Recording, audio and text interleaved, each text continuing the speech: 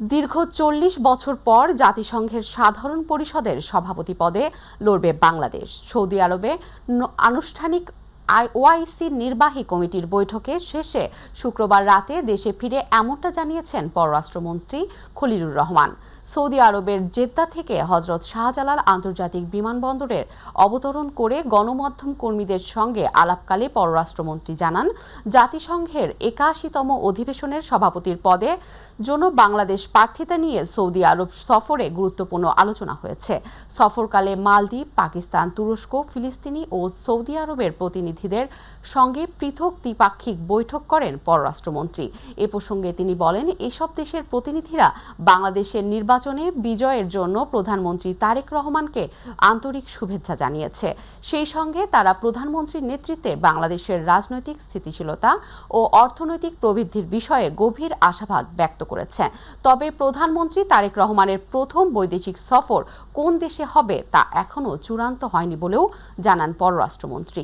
পাকিস্তান ও আফগানিস্তানের মধ্যে চলমান উত্তেজনা নিয়ে উদ্বেগ প্রকাশ করে তিনি বলেন, পাকিস্তান ও আফগানিস্তানের যুদ্ধ পরিস্থিতি দুঃখজনক এবং এটি কারো জন্যই মঙ্গলজনক হবে না। তবে এই বিষয়ে বাংলাদেশ বর্তমানে প্রকাশ্যে কোনো পক্ষ নেবে না বলেও স্পষ্ট করেন। এই বছর এখন যেটা চালু আছে ৮০তম, সেটার সভাপতি ইউরোপ অঞ্চল থেকে, পশ্চিম ইউরোপ অঞ্চল থেকে জার্মানি, যারা ইউরোপিয়ান ইউনিয়নের মেম্বার।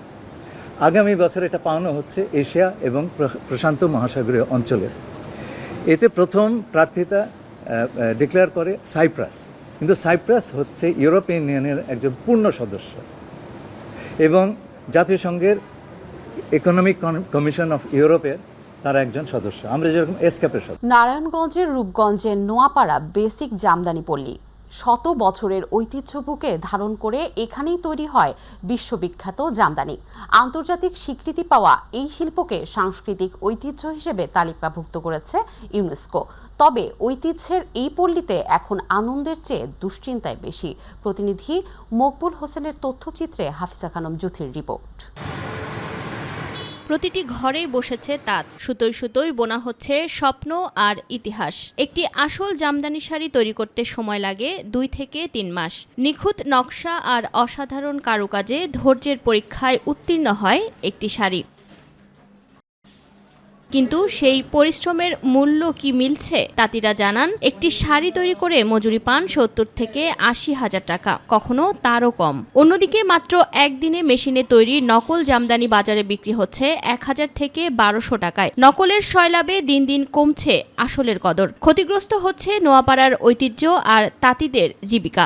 আমগো শ্রম হিসাবে, পরিশ্রম হিসাবে মজুরি কম, আর শাড়িটার কাজ হয় আপনার ডিজাইনের উপর নির্ভর। কম ডিজাইন হলে শাড়ি সময় লাগবে কম, ডিজাইন বেশি হইলে সময় লাগবে বেশি। জামদানি নাম দিয়ে পরে এটা মার্কেটে বিক্রি করে আমগো জামদানি, যাতে অরিজিনালটা নষ্ট হয়ে যায়। সুতা লাগে, জরি লাগে, বাইট লাগে, রেশন লাগে, দিয়ে মাটি দিয়ে কাপড় আমরা আমগো ডিজাইন দিলে আমরা বিনে দিই। এই সুতার মাঝে ফলান মার কইরা তারপরে চরকির মাঝে চড়াইয়া তারপরে হাতে ঘুরাই। রমজানের ঈদকে কেন্দ্র করে জামদানির চাহিদা বাড়ে, তাই নকল থেকে ক্রেতাদের সচেতন থাকার আহ্বান জানিয়েছেন প্রশাসক। জানান, মোবাইল কোর্টের মাধ্যমে অভিযান চালানো হবে। ক্রেতাদের প্রতি আমাদের আহ্বান থাকবে যে আপনারা এখানে মেশিনে প্রস্তুতকৃত যে নকল জামদানি আছে এবং যেটি আসলে শিল্পীর তৈরি শিল্প আসল জামদানি, সেটির পার্থক্যটা একটু যাচাই করে আপনারা কিনবেন। এবং একই সাথে আমরা প্রশাসনিকভাবে এই যে জামদানি দোকানগুলো আছে, যে প্রতিষ্ঠানগুলো আছে, আমরা একটি মোবাইল কোর্ট পরিচালনা করব। আমরা দেখব যে তারা আসল জামদানির নামে মেশিনে প্রস্তুতকৃত নকল জামদানি দিয়ে গ্রাহকদেরকে প্রতারিত করছেন কিনা। ঐতিহ্য বাঁচাতে প্রয়োজন বাজার তদারকি আর সরকারি সহায়তা, নইলে হারিয়ে যেতে পারে হাতে বোনা জামদানির সোনালী অধ্যায়। হাফিজা খানম জুথি, মাই টিভি। জয়পুরহাটে বাণিজ্যিকভাবে স্ট্রবেরি চাষ করে বেশ লাভবান হচ্ছেন কৃষকরা। স্বল্প খরচে বেশি লাভ হওয়ায় অন্যান্য ফসলের পাশাপাশি স্ট্রবেরি চাষ দিন দিন বাড়ছে। সুস্বাদু ও পুষ্টিকর এই ফল স্থানীয় চাহিদা মিটিয়ে সরবরাহ হচ্ছে রাজধানী সহ ঢাকা দেশের বিভিন্ন অঞ্চলে। জয়পুরহাট প্রতিনিধি বিপুল কুমার সরকারের তথ্যচিত্রে বিস্তারিত জানাচ্ছেন শবনম অবনী। জয়পুরহাট সদর উপজেলার জামালপুর, চান্দা ও কালীবাড়ি গ্রামে বিদেশি ফল স্ট্রবেরি চাষ করছেন কৃষকরা। গ্রামগুলো পরিচিতি পেয়েছে স্ট্রবেরি ভিলেজ নামে। উৎপাদন খরচ কম ও লাভ বেশি হওয়ায় দিন দিন বাড়ছে চাষের পরিমাণ। ইতোমধ্যেই শুরু হয়েছে স্ট্রবেরি তোলা। এতে ব্যাপক সফলতা পাচ্ছেন কৃষকরা। প্রতিদিন 1 বিঘা জমি থেকে স্ট্রবেরি তুলছেন 70 থেকে 80 কেজি। প্রতি কেজি স্ট্রবেরি বিক্রি হচ্ছে 300 থেকে 400 টাকায়। এখানে বাজারে চাইতে ম্যাক্সিমাম কম পাচ্ছি আমি। বাজারে 400-500 টাকা কেজি, এখানে পাচ্ছি 300-350 টাকা কেজি। জয়পুর হাটে এসেছি স্ট্রবেরি কিনতে, নিয়ে যাবো চুয়াডাঙ্গাতে নিয়ে যে আমরা যশোরে নিয়ে যাব। কৃষকরা জানায় 1 বিঘাতে 80,000 থেকে 1,20,000 টাকা পর্যন্ত খরচ করে স্ট্রবেরি বিক্রি হচ্ছে 4 লাখ টাকা পর্যন্ত। চাহিদা থাকায় প্রতিদিন সরবরাহ হচ্ছে রাজধানী ঢাকা সহ দেশের বিভিন্ন জেলায়। চাষ করতে আমাদের খরচা হয় 1 লক্ষ থেকে 1,20,000 টাকা। 50,000 টাকা যদি আমরা চারাতে খরচা করি তাহলে চারা এরকম বিক্রি হয় 50-60 হাজার টাকা। আবার এর পাশাপাশি আমরা 2 বিঘা জমি লাগাতে পারি ওই একই চারা দিয়ে। যেটা মাল প্রথম রাউন্ডের মাল যে জমি থেকে নামতেছে ওটার একটু রেট বেশি, ওটা হলো 400 টাকা রেট। আর এই ফসলটা এত একটা লাভজনক ফসল, সরকার যদি ইনশাল্লাহ সরকারটা যদি একটু আমাদের এই ফসলের উপর গুরুত্ব দিত, মোটামুটি ইনশাল্লাহ আমরা আরও লাভজনক হতে পারে। কীটনাশকের দামটা একটু বেশি, বিদায় এখন একটু খরচা বেশি আসে। আর বিঘায় মনে করেন 1 বিঘা মাটি চাষ করলে 2 থেকে 2.5 লক্ষ টাকা মানে আসবে আর কি। তবে স্ট্রবেরি চাষে কৃষি বিভাগের সহযোগিতা না পাওয়ার অভিযোগ কৃষকদের। যদিও কৃষি বিভাগ বলছে চাষে কৃষকদের বিভিন্ন সহযোগিতা দেয়া হচ্ছে। জয়পুরহাট জেলায় 2টি উপজেলা সদর এবং 5 বিবিতে আমাদের স্ট্রবেরি চাষ হচ্ছে। এটি আবহাওয়া ভালো থাকার কারণে এবার আমরা একটি ভালো ফলন আশা করতেছি। আমাদের এ পর্যন্ত প্রায় 2 উপজেলা মিলে 13 হেক্টরের মতো জমিতে স্ট্রবেরি আবাদ হচ্ছে। এটার বাজার বেশ চাহিদা রয়েছে এবং কৃষকরা ভালো দাম পাচ্ছে, বুঝে তারা আগ্রহী হয়ে উঠছে দিনে দিনে। আমরা এই ব্যাপারে তাদেরকে সার্বিক সহযোগিতা করছি। এবার জেলায় 13 হেক্টর জমিতে স্ট্রবেরি চাষ হয়েছে। কৃষি বিভাগের সহায়তা পেলে এ চাষ বৃদ্ধি পাবে ও কৃষকরা লাভবান হবেন। সেই সাথে দেশের কৃষি অর্থনীতিতে গুরুত্বপূর্ণ ভূমিকা রাখবে। শবনম অবনী, মাই টিভি। রাজধানীর প্রাণকেন্দ্রে অবস্থিত জাতীয় মসজিদ বায়তুল মুকাররম প্রাঙ্গণে রমজান মাসব্যাপী চলছে ইসলামী বইমেলা। ধর্মীয় জ্ঞান চর্চা ও নৈতিক সমাজ গঠনের বার্তা নিয়ে আয়োজিত এই মেলায় অংশ নিয়েছে দেশের বিভিন্ন ইসলামী প্রকাশনা প্রতিষ্ঠান। প্রতিদিন সকাল 10টা থেকে শুরু হয়ে চলে রাত 10টা পর্যন্ত। বিস্তারিত জানাচ্ছেন ইলিয়াস মাতবর। বাইতুল মোকাররম জাতীয় মসজিদের দক্ষিণ চত্বরে রমজান মাস ব্যাপী চলছে ইসলামী বইমেলা। কোরআন, হাদিস, তাফসির, ফিকহ, আত্মশুদ্ধি ও শিশু কিশোরদের জন্য নৈতিক শিক্ষার সকল ধরনের বই মিলছে স্টলগুলোতে। এক জায়গায় এত ইসলামী বই পাওয়া সহজ নয়। সরাসরি বই হাতে নিয়ে দেখার সুযোগ থাকায় সন্তুষ্ট ক্রেতারা। ইসলামিক বই নেওয়ার জন্য আসছি, বিশেষ করে রমজান মাস চলমান, দোয়া আজকার, দোয়া জিকির, এগুলা বই নেওয়ার জন্য আসছি এবং ইসলামী বিষয় বিভিন্ন আমলের যে বিষয়গুলো আছে সেগুলো জানার জন্য যে সমস্ত বইয়ের প্রয়োজন ওই বইগুলো নেওয়ার জন্য আসছে। তো এরকম ইসলামী বই মেলা হলে হয় কি আমাদের মতো মানুষদের জন্য যারা আছে বইয়ের খাদ্য যাদের বই এরকম একটা ব্যাপার, তাদের জন্য না খুবই বেটার হয়। এখন তো আসলে এই বর্তমান যুগে সব বাচ্চারা মোবাইলে আসক্ত। ওরা চাচ্ছে যে এই মেলা উপকার তারা এখানে আসুক, দেখুক, তার জন্য ওইখান থেকে বেরিয়ে বইয়ের দিকে আসক্ত হয়। এই জন্য মূলত নিয়ে আসা তাদের। লেখক বলছেন ডিজিটাল যুগে মানুষকে আবার বইমুখী করতে এমন আয়োজন, বিশেষ ছাড়ে বিক্রি হওয়ায় পাঠকদের আগ্রহ বেশি। এটা আলহামদুলিল্লাহ, এটা প্রথম পর্যায়ে 1000 পিস বের করা হয়েছে। ইতিমধ্যে প্রায় 400 পিসের মতো বিক্রি হয়ে গেছে আলহামদুলিল্লাহ। এবার ইত্তেফাক এবং ইনকিলাব এবং এছাড়াও আরও 2-3টা নিউজ করা হয়েছে যে এবারের ইসলামিক বইমেলার বেস্ট সেলার বই যদি হতে চাও হাদি, এই বইটা। ইসলামী বইমেলার প্রচার প্রসারের উদ্যোগ নেওয়ার কথা থাকলেও শেষ পর্যন্ত কোনো উদ্যোগ নেওয়া হচ্ছে না বলে অভিযোগ করেন স্টল মালিকরা। একবারেই কম কাস্টমার বলা যায়, কারণ এখানে প্রচারণা ওরকমভাবে হয় না। এই যেমন মাই টিভির চ্যানেল, আজকে আপনারা একটা বড় চ্যানেল আসছেন, এছাড়াও মানে বড় বড় যে চ্যানেলগুলো এখানে আসে না, যে কারণে প্রচারণা কম হওয়ার কারণে আমাদের এখানে কাস্টমারের সংখ্যা অনেক কম। আমাদেরকে শুরুতে বলা হয়েছিল তারা প্রচারণা করবে, এই আশ্বাস দিয়ে আমাদেরকে মেলায় অংশগ্রহণ করাইছে, কিন্তু আশায় ঘুরে বালি। আমরা মেলা উপলক্ষে যে কোনো বইটা এক্সট্রা কিছু ডিসকাউন্ট দিয়ে যাচ্ছি, কারণ আমরা বিশেষ করে একটা কোরআন মেলা চলতেছে, তো আমরা চাচ্ছি কোরআনটা সবার মাঝে পৌঁছে যাক, সবাই বেশি কোরআন শিখুক, কোরআন জানুক এবং কোরআনময় জীবন গড়ুক। যার কারণে আমরা প্রতিটা কোরআনে স্পেশালভাবে ডিসকাউন্ট রাখতেছি এবং তাছাড়া ধর্মীয় যে কোনো বইতে সাধারণভাবে যে ডিসকাউন্ট থাকে তাকে আমরা এক্সট্রা ডিসকাউন্ট দিচ্ছি। ইলিয়াস মাতবর, মাই টিভি, ঢাকা। ছুটির দিনেও অফিস করতে প্রধানমন্ত্রীর তেজগাঁওয়ে প্রবেশ করেছে তারেক রহমান। সকাল 10:15 তিনি কার্যালয়ে প্রবেশ করলে কার্যালয়ে কর্মরত কর্মকর্তারা তাকে স্বাগত জানান। সকাল 10:30টায় প্রধানমন্ত্রীর তেজগাঁও কার্যালয়ে কর্মরত কর্মকর্তা, কর্মচারী ও অধীনস্থ দফতর প্রধানদের সাথে মতবিনিময় করবেন প্রধানমন্ত্রী তারেক রহমান।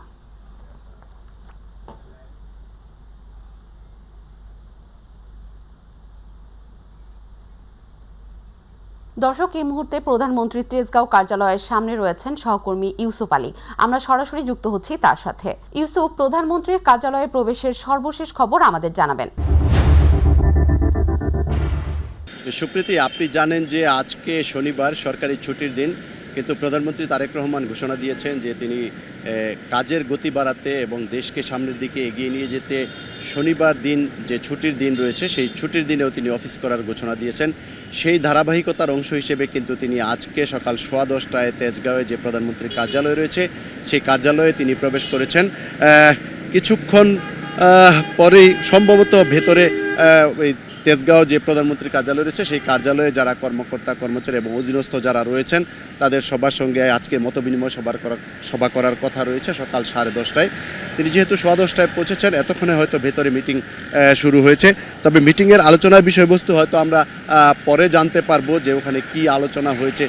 যেহেতু আজকে ছুটির দিন, কিন্তু প্রধানমন্ত্রী তেজগাঁওয়ে যে কার্যালয় রয়েছে সেই কার্যালয়ের কর্মকর্তা, কর্মচারীরা কিন্তু সবাই আজকে অফিস করছেন এবং তাদের সঙ্গে তিনি শুভেচ্ছা বিনিময় করবেন। তিনি যখন প্রধানমন্ত্রীর কার্যালয়ে প্রবেশ করেন তখন এখানে কর্মকর্তা, কর্মচারীরা তাকে স্বাগত জানান এবং ভেতরের যে বৈঠকের বিষয় সেই বিষয়টি হয়তো বৈঠক শেষ হওয়ার পর আমাদের প্রধানমন্ত্রীর প্রেস উইংয়ের পক্ষ থেকে হয়তো আমাদেরকে জানানো হবে যে আজকে আসলে এই যে সরকারি ছুটির দিনে কি আলাপ আলোচনা হয়েছে মত বিনিময় সভায় এবং প্রধানমন্ত্রী কি নির্দেশনা দিয়েছেন। যেহেতু ছুটির দিনে আসলে কিভাবে কাজ করার ঘোষণা দিয়েছেন এবং দেশকে সামনের দিকে এগিয়ে নিয়ে যেতে কি পরামর্শ দিয়েছেন সেই বিষয়গুলো হয়তো প্রেস উইংয়ের পক্ষ থেকে আমাদেরকে জানানো হবে।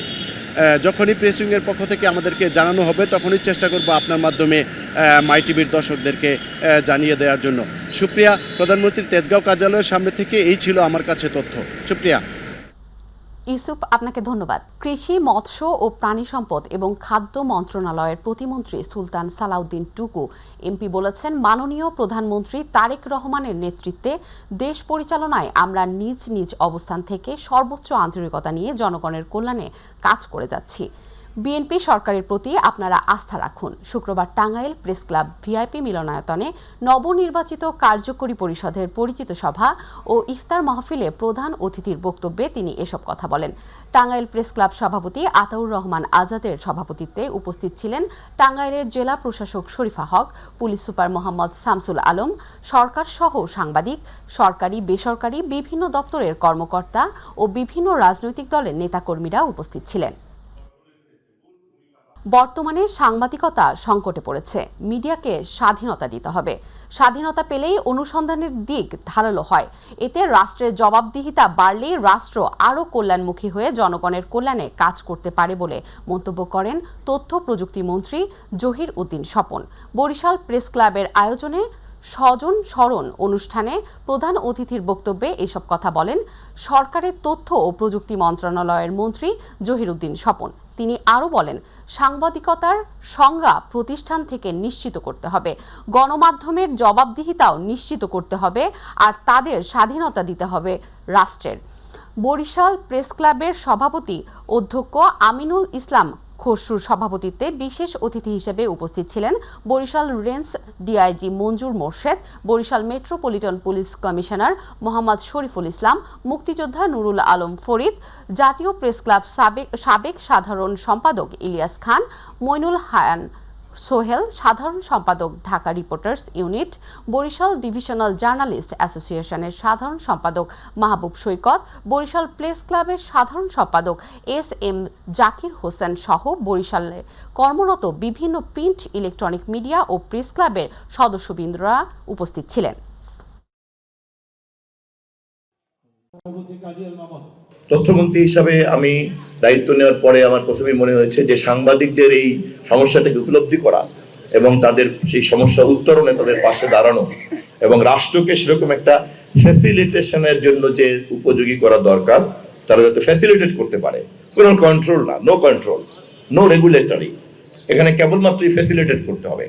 এবং ফ্যাসিলিটেট করতে গেলে পরেই আমরা জানি যে মিডিয়া এবং ইনফরমেশন হচ্ছে এমন একটা জিনিস যে তাকে ফ্রিডম দিতেই হবে। কারণ তাকে যদি আপনি ফ্রিডম না দেন তাহলে সে তার ক্রিয়েটিভিটি চর্চা করতে পারবে না, সে ইনফরমেশন ডিগ করবে, সে রাষ্ট্রের যে কোনো জিনিসকে সে বের করবে, খুঁজে বের করবে, এবং তার এই স্বাধীনতা থাকা উচিত।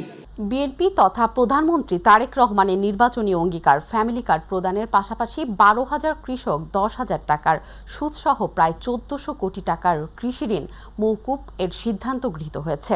শুক্রবার দিনাজপুরের নবাবগঞ্জ উপজেলায় দিনব্যাপী সফর ও নবাবগঞ্জ হাইস্কুল মাঠে ইফতার পরবর্তী নিজ বাড়ি মতিহারা গ্রামে রাতে ব্যক্তিগত উদ্যোগে 4টি উপজেলার অসহায় হতদরিদ্র প্রতিবন্ধীদের মাঝে হুইলচেয়ার বিতরণ শেষে গণপ্রজাতন্ত্রী বাংলাদেশ সরকারের সমাজ কল্যাণ এবং শিশু, মহিলা ও শিশু বিষয়ক মন্ত্রণালয়ের মাননীয় মন্ত্রী অধ্যাপক ডাক্তার AZM জাহিদ হোসেন এসব কথা বলেন। এ সময় বিরামপুর উপজেলা বিএনপির সভাপতি মিয়া শফিকুল আলম মামুন, পৌর বিএনপির সাধারণ সম্পাদক রেজাউল করিম রেজু, হাকিমপুর উপজেলা বিএনপির সাধারণ সম্পাদক সাখওয়াত হোসেন শিল্পী সহ বিভিন্ন উপজেলার বিএনপির নেতাকর্মী সহ অনেকেই উপস্থিত ছিলেন। 1400 কোটি টাকার মতো হবে, যারা 25শে ফেব্রুয়ারি 2026 পর্যন্ত যাদের এই টাকা সুদ আসলে যত ঋণ হয়েছে সবাই সেটার মওকুফের সুযোগ পাবে।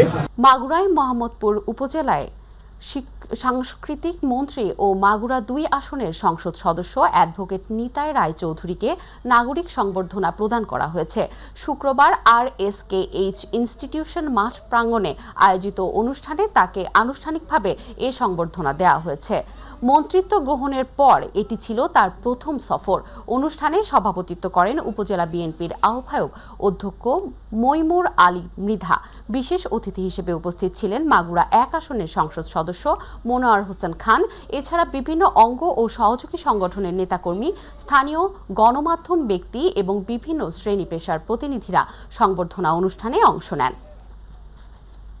প্রধানমন্ত্রী ও বিএনপির চেয়ারম্যান তারেক রহমানের ছেড়ে দেওয়া আসনে বগুড়া 6 সংসদীয় আসনের উপনির্বাচনে মনোনয়নপত্র উত্তোলন করেছে বগুড়া জেলা বিএনপির সভাপতি রেজাউল করিম বাদশা। শুক্রবার জেলা সিনিয়র নির্বাচন কর্মকর্তা মোহাম্মদ ফজলুল করিমের নিকট থেকে এ মনোনয়নপত্র সংগ্রহ করা হয়।